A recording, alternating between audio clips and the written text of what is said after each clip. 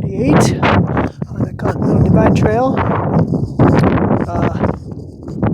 Just coming down Bald Mountain here is over 12,000 feet. Left the Gunnison National Forest. Now we're in San Isabel National Forest of Colorado.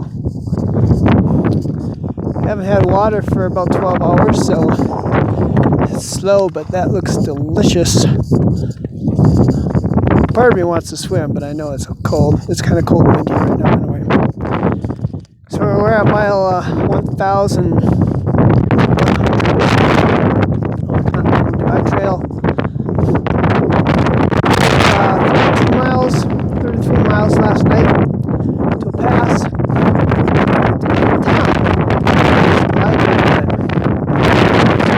So this morning I decided to make a hitch this morning.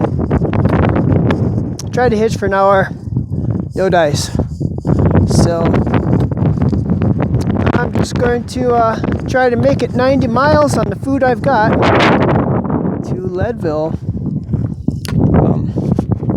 Yeah, it should be enough. I've already dropped a lot of calories, but wait. But yeah, maybe I can live off some animal lights or something. Water sounds delicious right now.